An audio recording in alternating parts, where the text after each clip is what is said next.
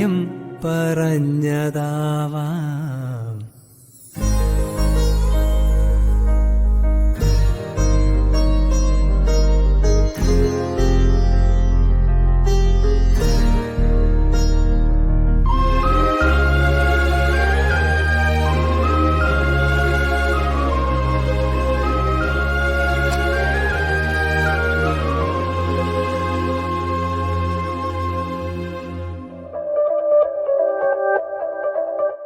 പിന്നെയും പിന്നെയും ആരോഗ്യനാവിൻ്റെ പടികടന്നെത്തുന്ന പതനിത്വനം.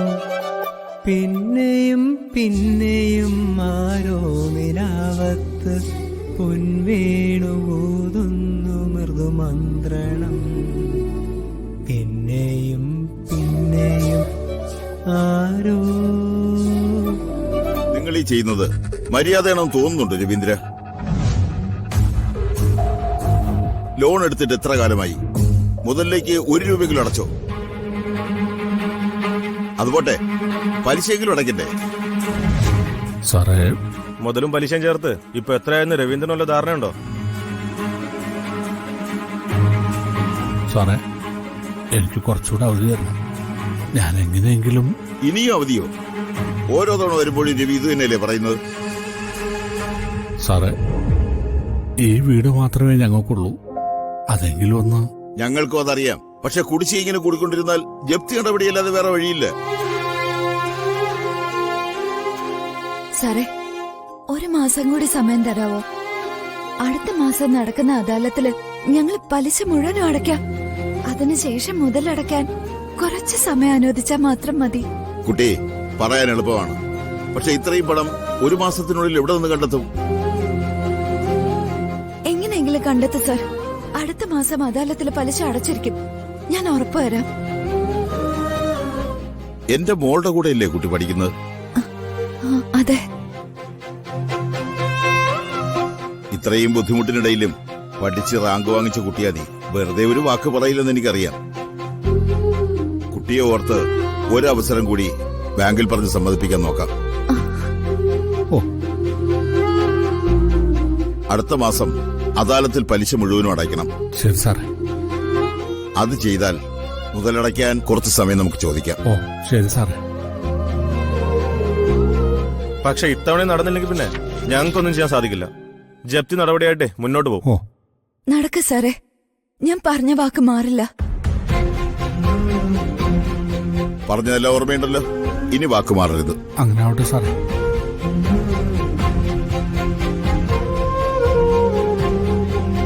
ഇപ്പൊ നിങ്ങൾക്ക് സമാധാനമായല്ലോ അല്ലേ? വീടിപ്പം ബാങ്കുകാർ കൊണ്ടുപോകും. എത്ര തവണ ഞാൻ പറഞ്ഞതാ കടം കൂടിക്കൊണ്ടിരിക്കുകയാണെന്ന്. മുതലടയ്ക്കാൻ പറ്റിയില്ലെങ്കിൽ പലിശയെങ്കിലും അടയ്ക്കണമെന്ന്. കേട്ടോ നിങ്ങള്? സുധേ, ഞാൻ ഒന്നും പറയണ്ട. ഓരോ തവണ അവധി ചോദിക്കും, അവരവധി തരും. അവസാനം കണ്ടില്ലേ, ജപ്തിയായി. നീ എന്ത് ധൈര്യത്തിലാ അടുത്ത മാസം പലിശ മുഴുവൻ അടയ്ക്കാമെന്ന് പറഞ്ഞത്? അതമ്മ, ഞാൻ നിന്റെ അച്ഛനെ വിശ്വസിച്ചാണോ? ഞാൻ എങ്ങനെയെങ്കിലും പണം കണ്ടെത്തും സുധേ. എവിടുന്ന്? ഇതുവരെ കണ്ടെത്താത്ത പണം അടുത്ത 1 മാസത്തിനുള്ളിൽ എവിടുന്ന് കണ്ടെത്തും? കുടുംബ സ്വത്തിൽ നിന്ന് വല്ല ഓഹരിയും കിട്ടിയിട്ടുണ്ടോ? അതിനുവേണ്ടി വല്ലതും നിങ്ങൾ ചെയ്തിട്ടുണ്ടോ? വേറെ എന്തെങ്കിലും വരുമാനമുണ്ടോ?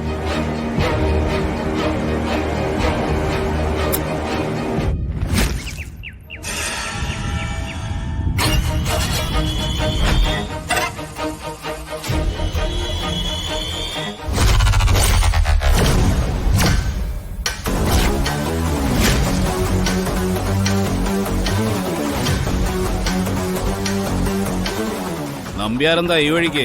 ഇവിടെ സംഗീത സദസ്സൊന്നും നടത്തുന്നില്ലല്ലോ.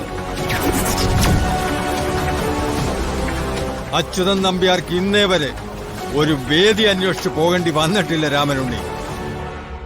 പിന്നെ ഈ വരവ് അത് നിന്നെ കല്യാണം ക്ഷണിക്കാനാടോ?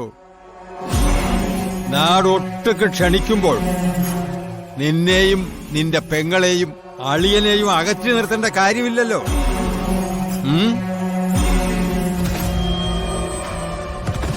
വേണ്ട.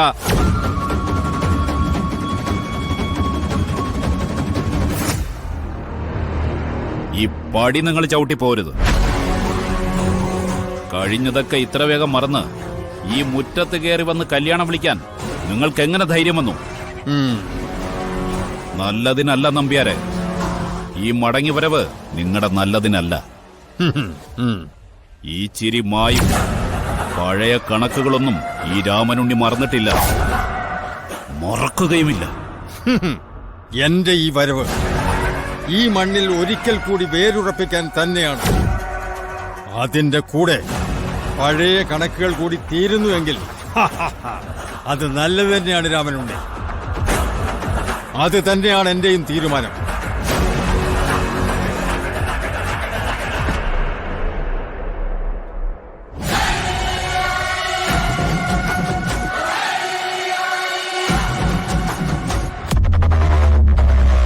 എന്റെ ചെറുമകളുടെ കല്യാണമാണ്.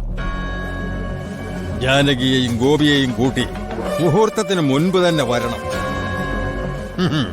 സദ്യ ഉണ്ടിട്ടേ പോകാവൂ.